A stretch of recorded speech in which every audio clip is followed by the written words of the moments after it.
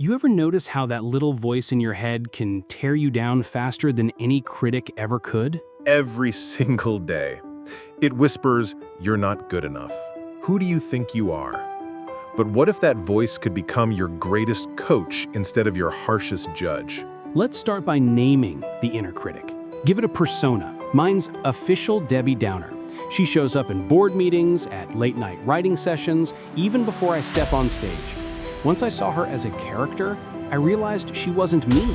It was just fear in disguise. I call mine Captain Caution. Whenever I hear that voice, I picture him in full naval uniform, frantically waving red flags and shouting warnings.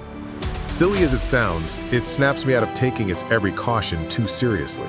Step 1, externalize it. For one full day, write down every negative thought that pops up. No filter, no judgment. Just capture them. I did this last month and ended with 5 pages of "I can't," "what if I fail," and "I'm not ready." Seeing it on paper was jolting. I tried that exercise too. By the afternoon, I had so many entries that I started laughing because I realized my own mind was scripting a horror movie about my life. Only then did I see how absurd some of those thoughts were. Next, tactical reframing. Every time Debbie Downer says, "You'll never succeed," you respond with, "What if I could learn how?" Or when she chimes, "You're unprepared," you counter, "What's one small thing I can do right now to get ready?" It's like converting negative calories into fuel. My go-to, when Captain Caution says, "You're terrible at public speaking," I flip to, "What if I practiced 1 minute of a speech every morning?" Then I record one line on my phone and listen back.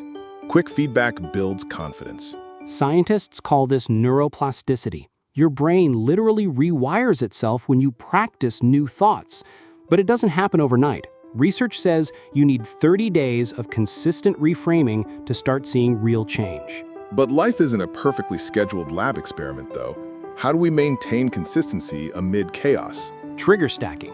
Pair your reframing with daily habits you already have. For example, while you brush your teeth, say your new affirmations out loud. That 2-minute ritual becomes automatic. I do mine with coffee. First sip, I literally say, "Debbie Downer, you're dismissed. Coach Titan, you're on." Less than 60 seconds, but it sets my mindset before the day even starts. Then there's mindfulness. Step 3. When Captain Caution pipes up during a stressful moment, like before a presentation, you pause, take 3 deep breaths, and ask yourself, is this thought helping me? If not, you visualize the thought as a cloud drifting by. Meditation helped me here. Even 5 minutes of focused breathing gives me the mental distance to observe that voice rather than be consumed by it. I journal my breath count, inhale 4, exhale 6 to stay grounded. Journaling, step 4, but with a twist. Use structured prompts. For example, today my critic said blank, I responded with blank. At week's end, review these entries. Celebrate how often you quelled the critic and note where you slipped. Those slip-ups become targeted practice. I did that.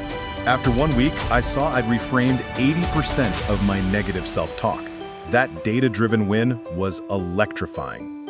And my remaining 20% highlighted the areas I most needed to work on. Step 5, introduce the inner coach.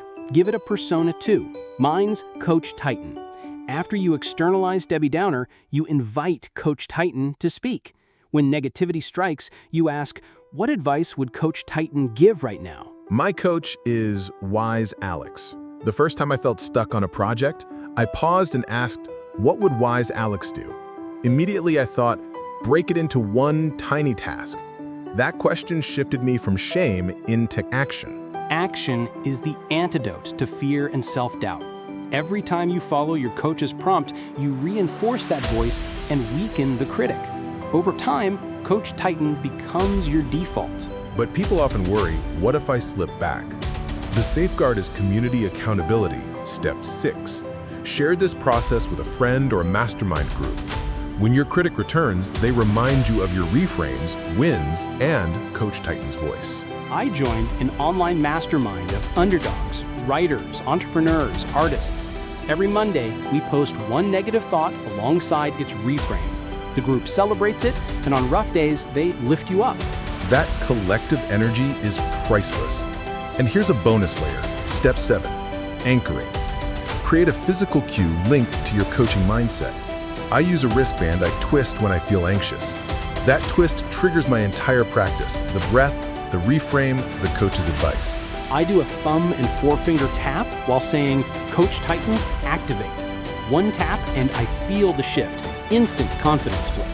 It works even when my heart is racing before a big call. Let's explore a real-life scenario. Imagine you're about to pitch to an investor. Heart pounding, Debbie Downer says, "You'll embarrass yourself." What do you do? First, tap my anchor, then I pause and reframe, this is a conversation, not a trial. What value can I offer? I take 3 grounding breaths, visualize the room as supportive, and step in with calm confidence. That example shows how all 7 steps integrate naming, reframing, trigger stacking, mindfulness, journaling, coaching, community, and anchoring. Exactly, but be patient. Your critic has been with you for years. It won't vanish overnight. You'll have relapses. When you catch Debbie Downer resurfacing, celebrate the awareness. Awareness itself is progress. And each reframe is a victory. Over time, the critic's volume fades and your coach's voice becomes louder and stronger. So today, listeners, pick one practice. Name your critic, do a reframing exercise, or set your physical anchor. Do it now while you're listening. That single action plants the first seed of transformation. Your inner dialogue shapes your destiny. Make it a conversation that builds you up, not tears you down. Transform your critic into your coach, no matter what. And remember, every positive reframe is a step toward becoming your own hero. Keep practicing, keep growing, and keep that coach's voice roaring louder than any doubt.